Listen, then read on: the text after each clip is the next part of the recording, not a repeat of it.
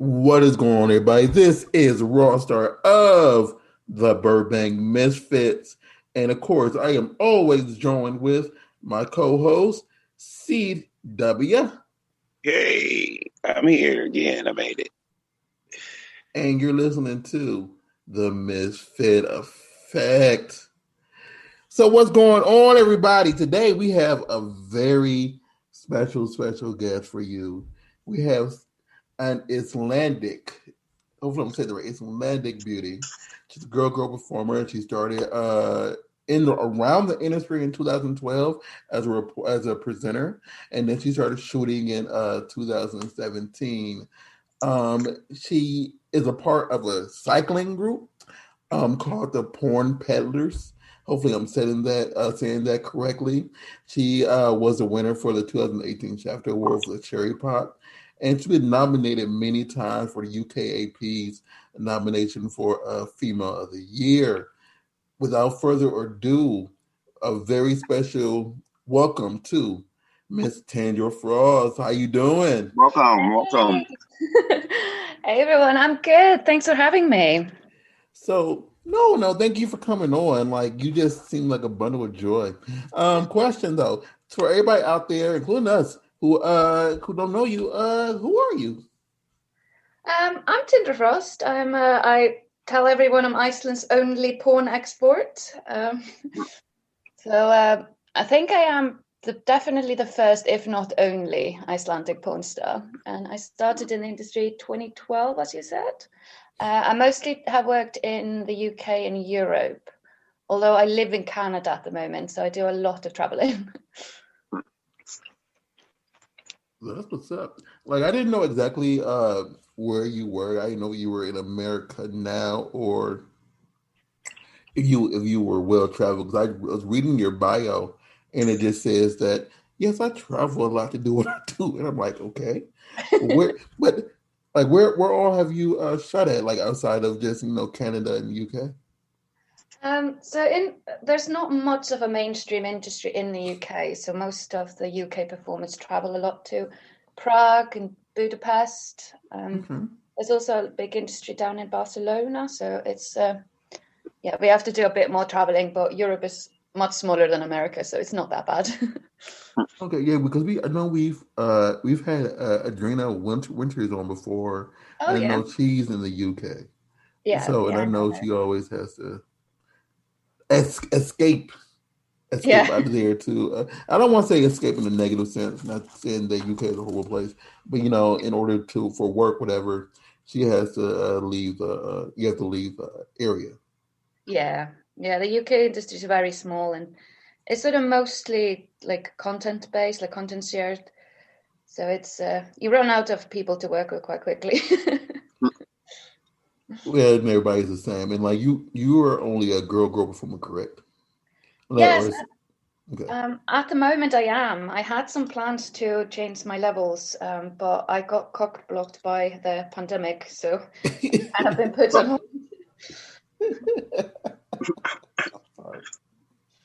So many First, people got blocked by the pandemic.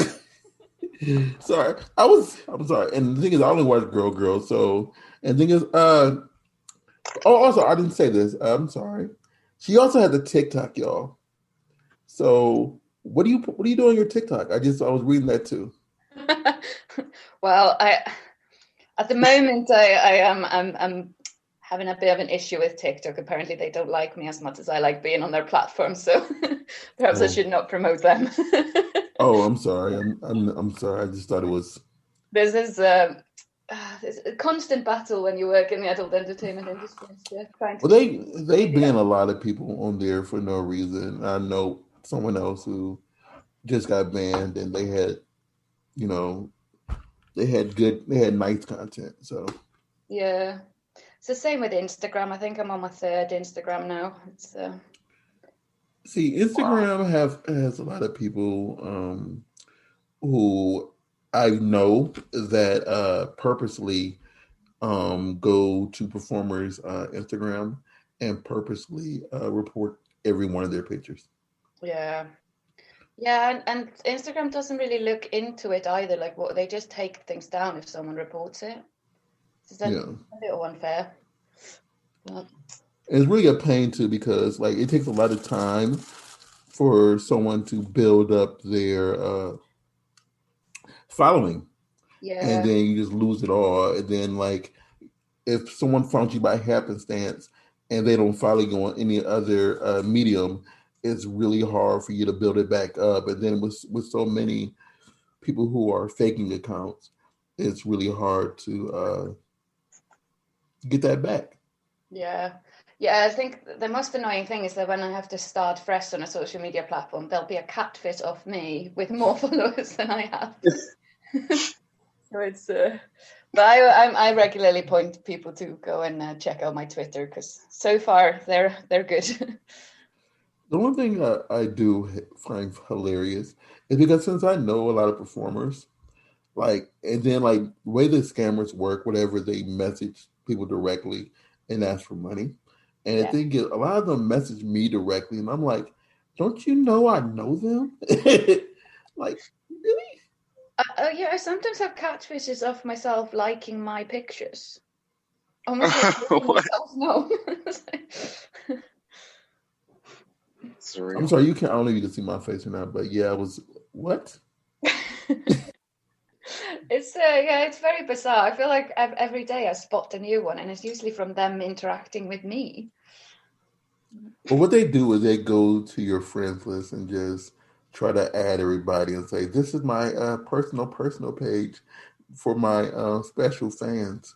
Yeah, yeah. This, There's someone imitating me on Facebook, so I don't use Facebook, and someone's imitating me on there, and they're asking people for money, and people are sending them like big sums of money, and it's dangerous. Wow. Yeah. yeah, I'm not going to say names, but I know someone was telling me that one of their fans sent them $800. Well, sent a scammer $800, and Oh, it's like, really? And it's yeah. like, it just sucks because it hurt it doesn't hurt you directly, but it does hurt you because like if a fan wanted to send that to you, Yeah.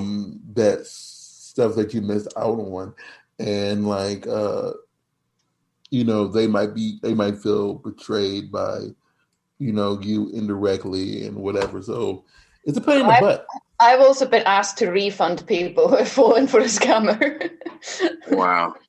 They come to me and they're like, "Can you give me back that money?" I'm like, "Well, that wasn't to me, so not really." But But I thought it was you. yeah, it's. Could I But get half? I constantly tell people that like I go on my lives and tell people that I will never ask for money that isn't directly through my own personal site, like OnlyFans. Yeah. So and with your OnlyFans, like you have a free one, you have a VIP. I'm sorry, you have a VIP one, and you have something set up on your site where everybody out there. So if you're listening to this right now, if you go to her website, which I for some reason don't have in front of me, you go to her website. I think she has a VI like a free month VIP. Yeah. So you have a free month VIP to Yeah. check out like everything that she has to offer. And I'm sure that everybody out there, if you click on that, you would just fall in love. So that's a free month, y'all. Yeah. And And don't then and then and then and then, and then when you do that free month, click that little button over to the side where it says automatically rebill to support this lady. Oh, thank you for that, Leola. But yeah, no, I recently started to do a free trial month, and I think it's working really well. Like people get to kind of see, especially now that I censor everything on social media, then it's easiest for them to see what they're kind of going to get. You feel that like in some ways it helps, in some ways it hurts people because people are evil in what they do for OnlyFans sometimes, and they purposely go out the way just for the free ones. Yeah, But I kind of run my OnlyFans mostly on the interactive side. Like that's my um Your stitch. Yeah, that's kind of what I focus it on. So it's more personal. It's more like amateur stuff. I do live shows and stuff. So by being on the page, you kind of get more. So hopefully that will then lead people to Honestly, think subscribe that's because they like me as a person. I think that's better in my opinion because I know some persons may just get on there and just say, "Oh, here's a video of me posing," and it's not really that interactive stuff. And if you could make it about they're getting, I mean, they're getting something sexual, yes, but Yeah. they're also getting to know you as a person or your personality. It shows that hurt. It shows off in your video. I'm sorry, I just hit my knee on my desk. It really hurt. Um, it shows like your personality in your videos and stuff, and it just influences them to stay. Yeah, because I've that's also my favorite thing about the platform. Because before I didn't really used to run my own platforms before. I used to just shoot for companies and clip stores. And when the pandemic hit, I decided to try this OnlyFans thing, and I find it it's quite fun for me to get to interact, and I don't know, it creates a little bit of a community community feeling. So, like, how has the full pandemic been to you? Um, I've been Canada's borders have been closed, so it's actually today it marks a whole year since I have shot like for someone else. Oh Since then, wow! it's it has just been me. So I'm very much looking forward to it ending so I can get back on set. But no, it's doing the OnlyFans has really kind of seen me through. Like I never used to do so many live shows and cam shows and stuff, and I've been doing that. And I've been really getting into it as well. Doing more fetish clips. So yeah, it's been good for me. I didn't know. Like, I didn't. I mean, I knew Canada borders were closed, but I didn't know how bad it was for performers who are up there because I still do see on occasion a certain company posting stuff, and so I didn't know how bad it was for some performers. And you think you haven't tried in a full year, and I remember everything shutting down here, like right around St. Patrick's Day. Um, so yeah, and it's just crazy to think about like this crazy mess started a year ago, and now we're still like, well, we're like they started shooting here a while ago already, but it's still rough for international performers. Yeah, yeah, it's very hard with not being able to travel. But I am planning to as soon as all of this ends, I'm gonna re-enter the industry with a bang. I'm gonna start doing boy girl. I'm gonna fly back to Europe and shoot loads. I can't wait. Have you shot like in the U.S. yet, already, or just international? I've only shot in Europe. I've not shot in the US yet. Okay. I've been to the US on holiday, and I did go to the AVN last year, the AVN Awards. But just like I just went to meet people and sort of Okay. see what it was like. But I've not shot anything there yet. I've never been to the. How was it? Oh, it was amazing. It was so I'd been to conventions before in Europe, but they were nothing on the scale that the AVN was. It was just so big and glamorous, and it was so cool to see everyone from the American industry who I've only ever really seen in porn. And yeah, it was really, really cool.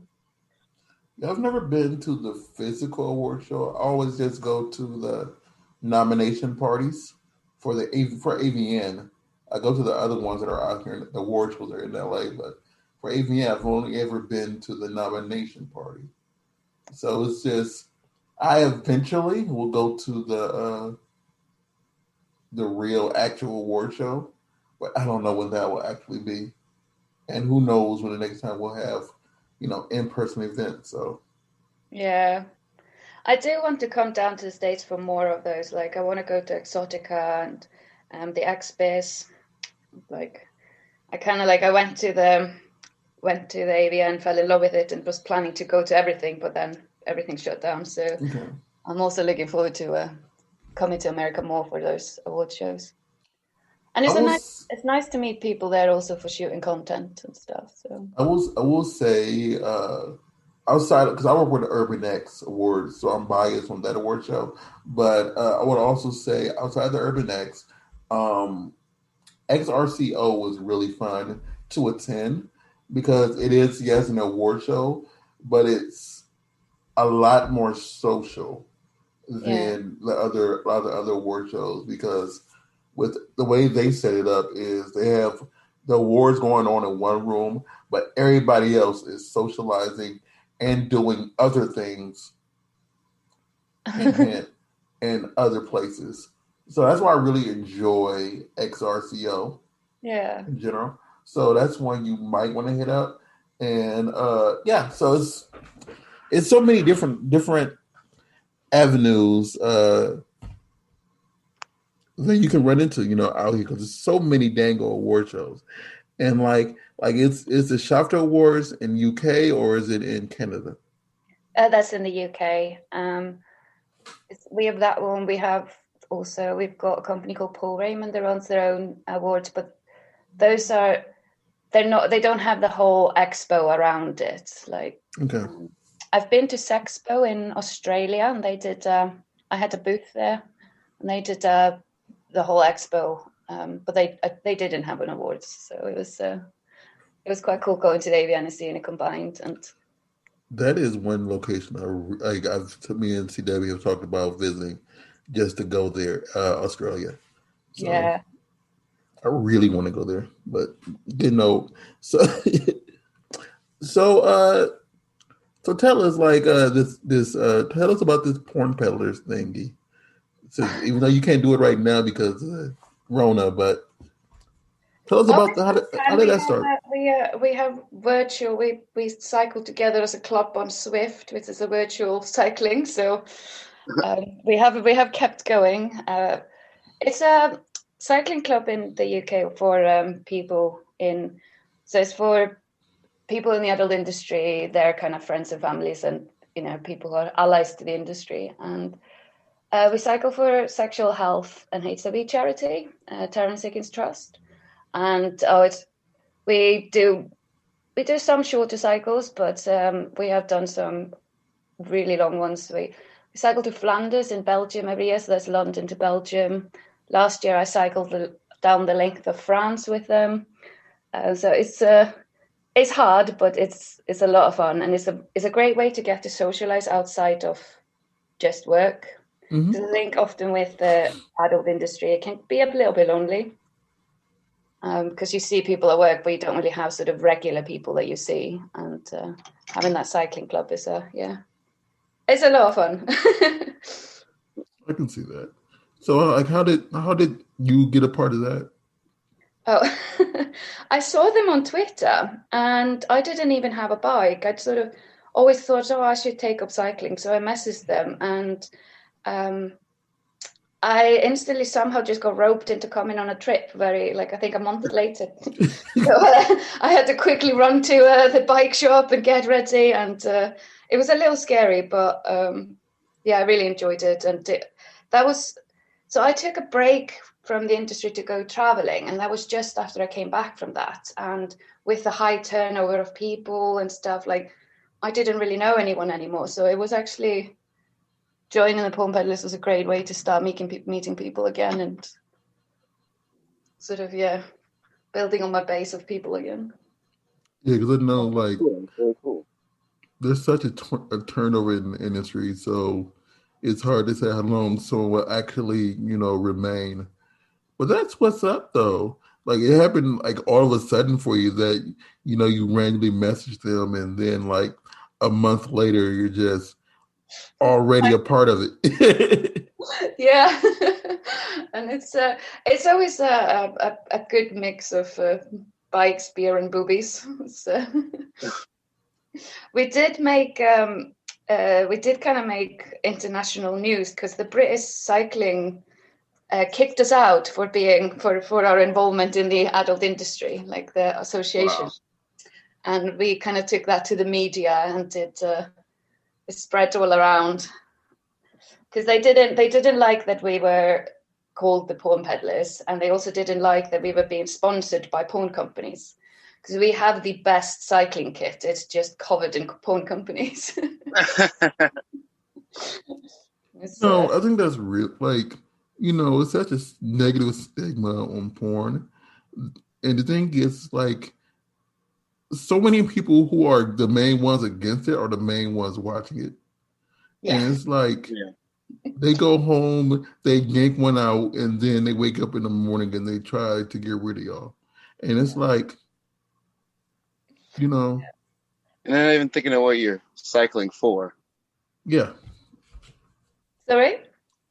I said they're not even thinking of what you're cycling for, like the causes you. Yeah, that's the thing. We're actually cycling for a charity, so it's. We got overwhelming support from like the general public, though. There were a lot of people taking to social media, standing up for us, and we got to appear on some mainstream radio channels, and like we got a lot of promotion out of it, and most people were being very positive for us and thinking that it was very backwards to ban people for, because in the UK, like the adult industry is fully legal. We're not breaking any laws, so it's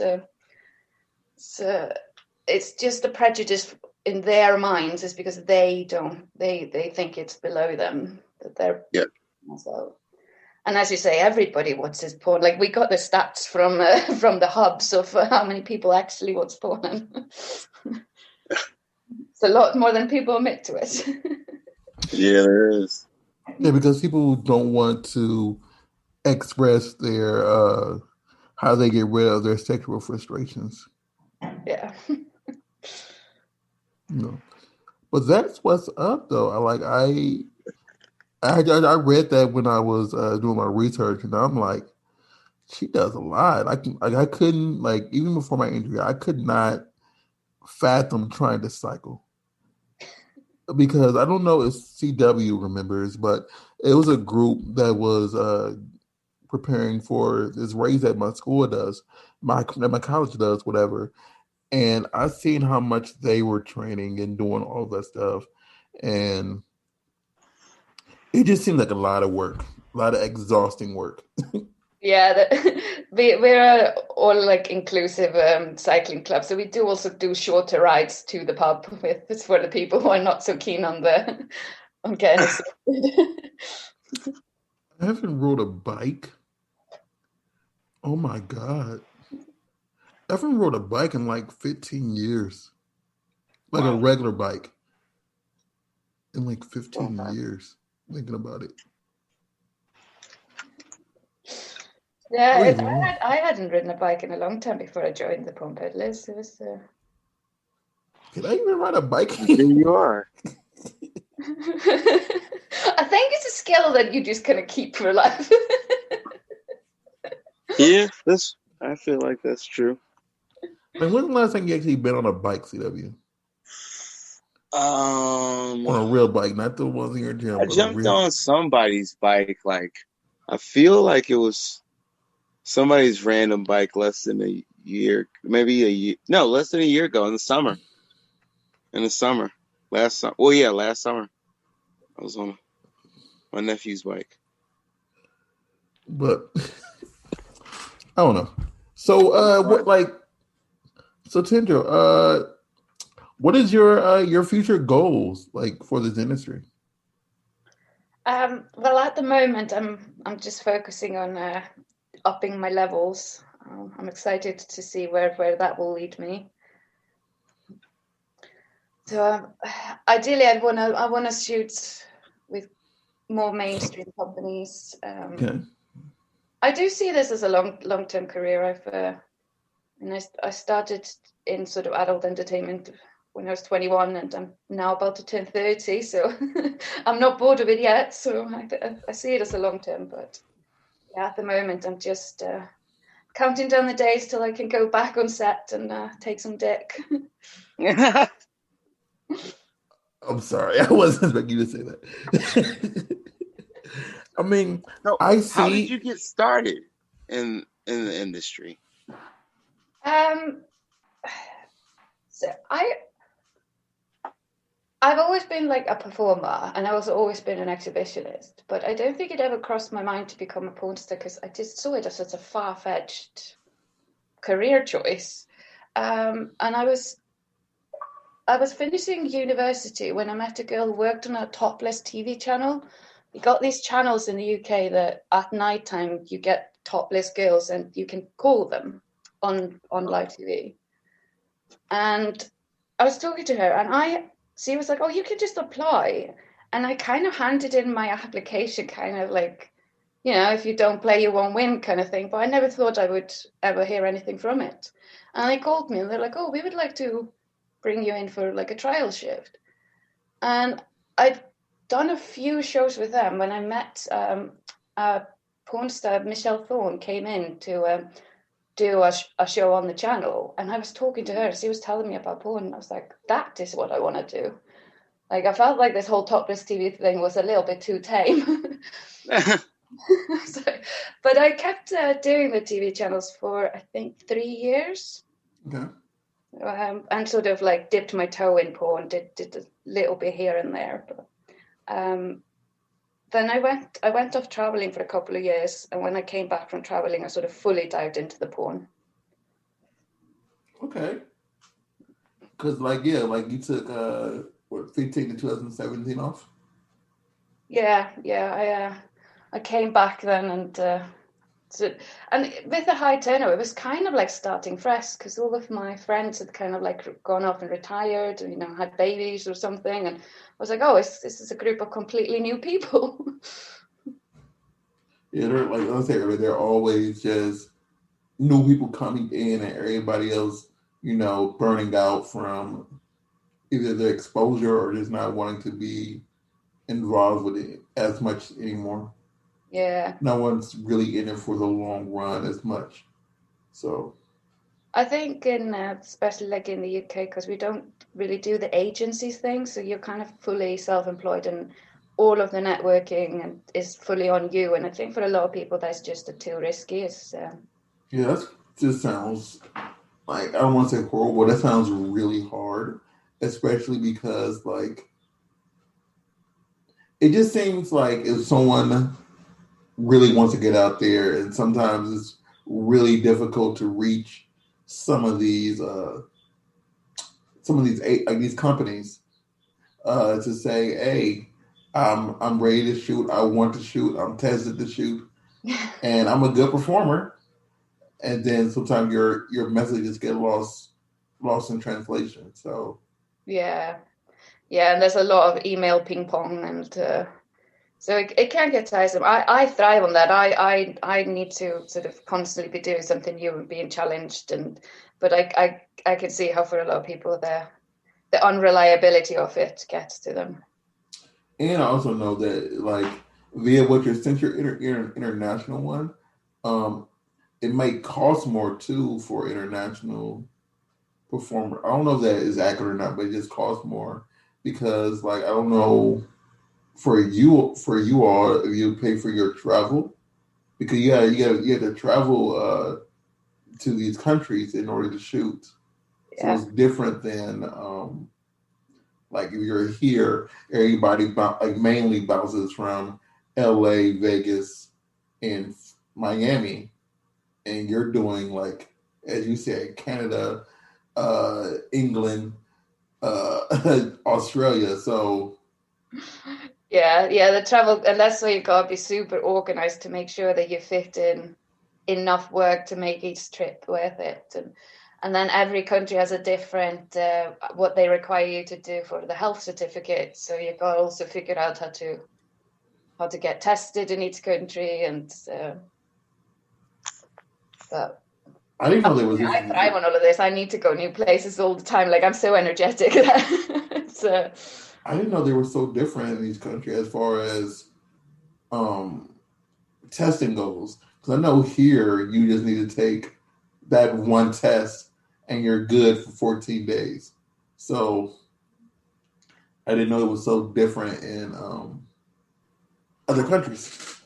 yeah, they got because there are different tests that they make. So there's there are several different HIV tests, and some countries require one test and other countries require a different one. And most countries want you to have a health test from their country, so you've got to kind of figure out how to get tested there, because not everyone has performer testing. You'll have to go on a website in a foreign country and try to Google Translate your way through booking an appointment. Damn. That just sounds hard, especially trying to read it. Like, you know, like I understand, you know, it's good to know languages, but when you are trying to, you know, book something in, yeah. I actually find the hardest when I come to a country that doesn't have Uber. That's like, I've started to rely so much on it that I get out of the airport and I book an Uber, you know, I go into a shoot, I book an Uber, and then you land in a country that doesn't have it. And I'm like, oh, what do I do now?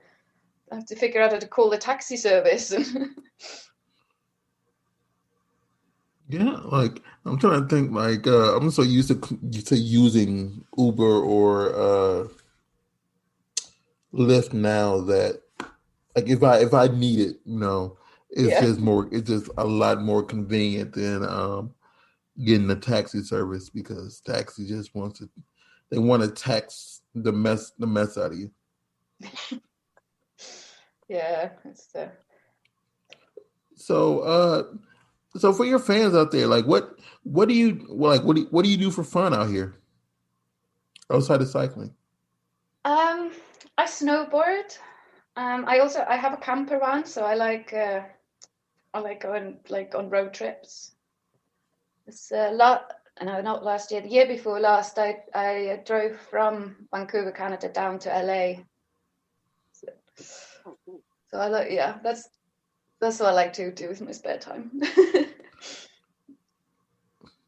You know, that sounds like a serious road trip from Vancouver down to LA. Oh, it's so beautiful going through Washington and Oregon and Northern California. Like, it's absolutely gorgeous. Well, those are two. Like I've never been to Oregon and Washington. I've been all over California, but I've never been to Oregon and I've never been to Canada. See, I love nature, so like Oregon was probably my favorite state that I've been to in the US. Just, I guess like being from London, at least seeing any wilderness is just such a novelty. I'm trying to, like, the most serene, like, peaceful place that I've been to was when I was in Ghana. But like, I know as far as the US goes, I think it was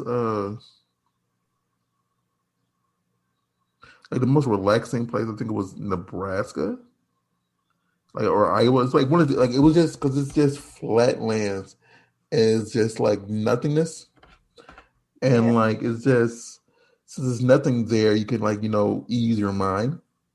But it's also very tiring because it's nothing there. You ease your mind. But yeah. Is that in the prairies? Come again? Is that in the prairies, where it's just flat in every direction? I'm not sure if I'm pronouncing this right. I'm trying to envision on a map where Nebraska is, but it's just like the flat plains. It's like right in the middle of the USA. Yeah. It's like it's like if you draw a circle in the middle of the USA, like in the top middle, it's like the states that no one really visits. That's the flat lands. I've been to Nebraska. I say again, the states that not that many people visit. It's like you don't wake up one morning and say, you know what, I'm gonna go to Iowa. This is true. Like, I'm gonna go to North Dakota.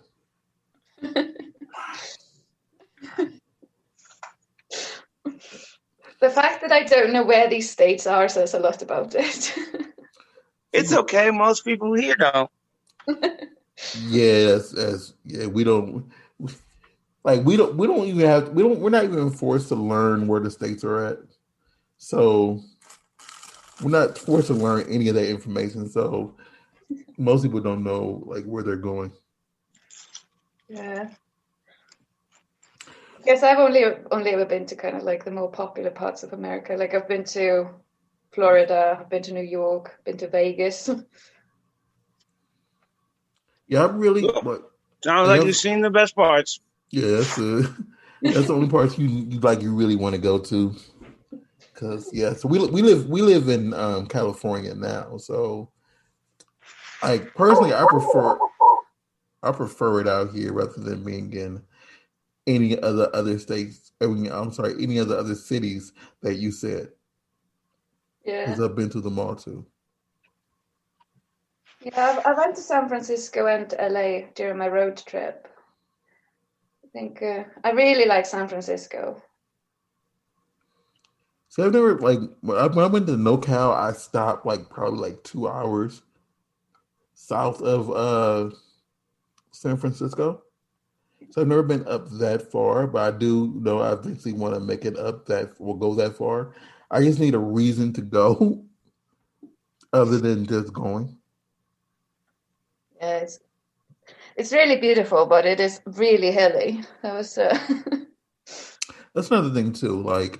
As far as driving goes, like I can just see myself like trying to drive and then like I get stuck on a hill trying to go up and then like not measuring the amount of gas and acceleration I need to, stop on a hill that's slanted and then trying to go up without bumping the car behind me.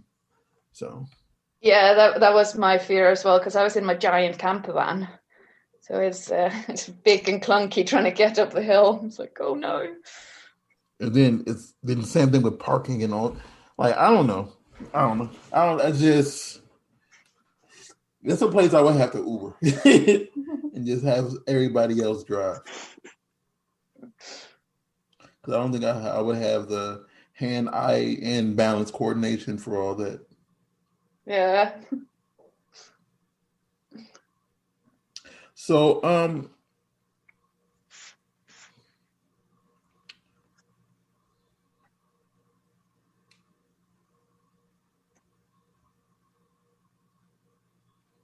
sorry. So, like, what do you see as the first place you want to visit as soon as it's over? It's this crazy pandemic is over. First place I'm gonna go is back home, back to England. So Okay. it's always a bit confusing when I say home because people never know what I mean. Well, when you said home, I was thinking Iceland, but I don't want to go to Iceland right now. They have an erupting volcano going off. That's I did not know that. that's but I will eventually go back there as well. But now I want to go back home to England, see everyone, and I actually flew out there start of last March, and then they went into lockdown, and I had to come back to Canada. So I had a lot of shoots lined up, which never went ahead. So I'm really looking forward to going back and actually shooting with those people. So Okay. so that's going to be first stop and probably a long stop as well. I feel like I have. Yeah, I mean, there's a lot of a lot of places you can shoot at in UK right now. Just stay there for a while and just build up scene for all the time you missed. Yeah. Yeah. I definitely have a lot to make up for. It's been a dry year. Literally, that sucks though. I really wish that it was more stuff out there in Canada. Yeah. I always thought it was, but I've never spoke to someone who only shot international. I'm sorry, yeah, before we rephrase that, that didn't shoot in the that never shot in the USA. Really, they people who I spoke to usually, find a way to get in here, but with like y'all can't leave, period, or y'all just restricted. Sorry. Y'all can't leave the country, period, at all right now. So It's it would be a bit of a faff to try to leave. You need a reason to leave, which I suppose I could say, like, I need to leave for work. And then it's like, how do you do that? And then you have to go to this special hotel that costs $2,000 when you come back. And it's, and, you know, whilst I've still got my my OnlyFans and my live shows to keep me going, it's not the end of the world to wait. And I guess all of my sexual frustration is really making my live shows a lot more interesting. I can understand that because, like, I don't know what you do in your lives right now, but you, like, if you're doing them by yourself, you're not getting that same interaction of interacting with another human on camera. And many performers don't shoot with regular people, so that just eliminates that side of the sex that you normally would get, Yeah, I mean, thankfully, I did have some stored up Girl Gov content, so I've been able to give my fans some new and fresh. Well, it's new to them, but was filmed prior to the pandemic. But it is old to you, new to them. Yeah, I'm very much looking forward to having someone else to sort of bounce off with on camera, and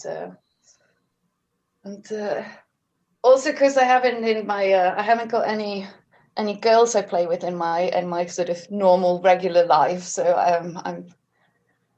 I feel like I've been starved of some pussy action, and I've got them lined up for when I get back to the UK. That was for a treat.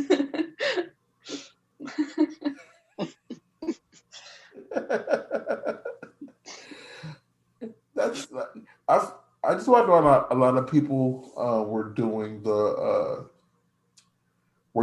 Zoom, like the Zoom type shoots, whatever, of where, like, they're talking like on video side by side, and like they're doing stuff to themselves, but it's still like they're having the communication with another person, rather than just talking to fans. They made something where, like, hey, I'm doing this over here and you're doing that over there, and we're producing this, and we're mentally sexing each other even though we're not.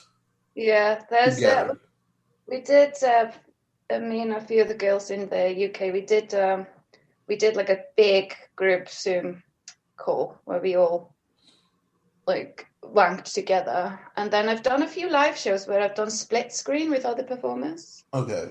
So it's quite a nice treat for me as well, because it's like I am into the girls, so it's almost a free cam show for me. Okay. Yeah, but I really hope that stuff open up soon, because I really want you to, get some more stuff out there for your fans, because, like, it's just horrible right now that, you can't move freely. I understand what's going on in the world, and I really hope that what's going on in the world right now eases up for the better soon. But it just sucks when you have a profession where you need to interact with people, and you need to touch people. Yeah. And you can't really touch people right now because of all the restrictions and all the other nonsense. So it's it will hopefully be soon that I can do that again. But as I say, like, having the interactive side of OnlyFans and stuff has really I've kind of just had to turn my career into more of a cam girl career this year, and it's been fun. okay. I will definitely continue to do that as well after everything opens up. I'll definitely keep that going. I mean, I believe in general, especially with OnlyFans, people love that, that interaction with their favorite performer, because even though they're not with them, they can feel that they're with them. And some people really get off just from hearing their on-name persona or just a performer saying their name. Like it's so riveting to some of them that it excites them. Yeah, and I do also offer private video call sessions and stuff. So it's definitely my most sort of intimate platform. They can have private video calls with me, and I'm an exhibitionist. I get off on people watching me, so it's like it works for me too. See, I took that test, and I was surprised. Like I can't say that word. Help me out, CW. Exhibitionist. I was surprised that was so high on my list as far as what I'm into. Like it was like this number 2 thing, and I'm like, oh, I always just thought I was timid around. But I know voyeur was really high on my list. Yeah. So I'm like, yeah, I'm just a little weird person. So like I don't know if you ever took that. It's a BDSM test, so it just measures what you're into, and it is always interesting to some people about like if they're a brat or if they're into certain things. So everybody who I've known to take this test were surprised at how high certain things were or how low certain other things were. So I need to take this. This sounds really interesting. I will tweet it to you after this podcast. Oh, thank you. Yeah, I think that you would. I think I got, and I'll show you what I got. I don't know if CW has ever did it. No, I don't think I did. Yeah. So since we're running out of time right now, I really want you to tell everybody where they can find you, where they can support you, where they can, get anything about you. Is there anything you want to tell your fans out there who, understand that you're currently in a country right now you can't really get stuff out there for? Go ahead. The stage is yours. Well, it's very simple. On at thevikingprincess.com, I've got links to all of my social media, all of my clip stores, and also a link to claim a free month to my OnlyFans, where they can come and interact with me. They can also see I'm still producing a lot of fetish content, a lot of solo content, and I do put out a lot of my girl movies from my backlog. So they come on there, come have fun with me. I do 2 to 3 live shows per week, and I'm also I answer my DMs there every day. And yeah, that's totally free for the first month, and it's just at thevikingprincess.com. So everybody out there, as I said before, you see her personality. She's very fun. She's very interesting. She really wants to get you content right now, and she does so many live shows. You can't beat that. And the first month is free. And how much is it per month? And it's $9.99 per month after that. That's $10 a month. That is 3 times 4. That is 12. That's at least 12 live shows a week. You can't beat that. Come on now. $10. 12 live shows. And you get to interact with this beautiful woman. And she has other content that she posts up there. Pay for your porn. You can't beat that. CW, where can they find you really quick? You can find me on Instagram at CCFitnessLA. Twitter, CCFitnessLA. You can find me also at ccfitnessla.com and CCFitness on Facebook. You could have just I'm sorry. If you want to find us, we are the Burbank Misfits on Instagram, Burbank Misfits on Twitter, and on Facebook. BurbakingMisfits.com that says everything that we do, from editing, graphics, website design, CC Fitness is gems. and everything else that we do. You can find me at Rawstar, RAWSTARR, on Facebook. I'm lying. On Instagram and on Twitter. Thank you for tuning in, everybody. And please, everybody, go out there, support Tindra Frost. She's a very excellent person, as you've seen before. She has so much to offer. She's an international. So you get that little international flair and glare and everything that international people have to offer, because they are magnificent performers. So go out there and support her in every way that you can, and I guarantee you'll be happy with everything that you see. Ms. Frost, thank you for coming on. It's greatly appreciated. Thank you.